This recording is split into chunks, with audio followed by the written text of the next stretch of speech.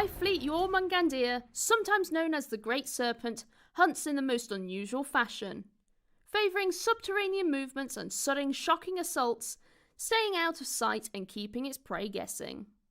In this video, we'll be showing you how to batch paint your termagants in the colours of High Fleet Jormungandr. Batch painting means painting a group of miniatures at the same time, great for larger units like termagants. This means we'll be painting as efficiently as possible to get your hordes on the gaming table ready to devour your enemies in no time at all. You can even use this guide for the rest of your Tyranid army. If you're new to painting, you can check out the Citadel Colour Painting Essential videos to learn all about paints and techniques. The paints we've used are on the screen right now.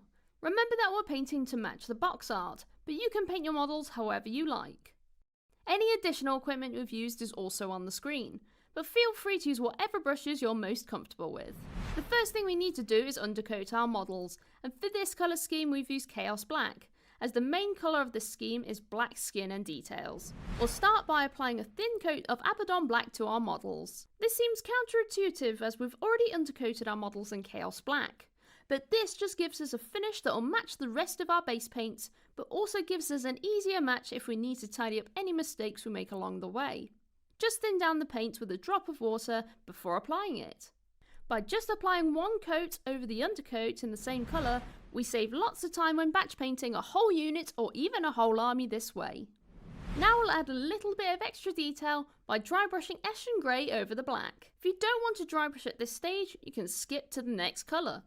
We are doing this now before any other colour as we don't want to add a grey dry brush over the brighter colours, and now you can be as messy as you want by doing it here. Dry brushing is a great way to impart a quick and easy highlight to your units, just by using circular and directional motions over the model. Just remember to be gentle and light when doing these motions, to avoid any lumps or streaks. Next we'll use corn red for the hooves, claws, eyes, gun piping and vents. You can also use this for any membranes if you wish. Just thin it down and apply a few thin coats. As we have a few colours already on our models, we'll use a small layer brush for these details, so we can avoid making any mistakes. When batch painting these kinds of details, it's best to take your time rather than rush to get them done quicker, or you run the risk of wasting your time tidying up more. With that red dry, we'll apply a small amount of Naggaroth Night to the tongue, just giving the model a slightly different colour to break up the model. You could use corn red instead, if you are happy wanting to use less colours on your models. Doing this could save a little bit of time when painting whole units, but it's nice to have a quirky little detail. Just try and avoid painting the inside of the mouth, as we want to keep it black. Now that our models are starting to take shape, we'll paint the carapace armour with Avalon Sunset, to get that bright and toxic colour of this high fleet.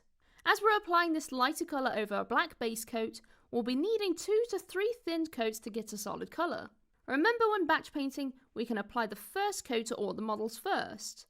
Then by the time you've finished your last model, that first one should be dry, creating a painting assembly line of sorts, saving time by being methodical.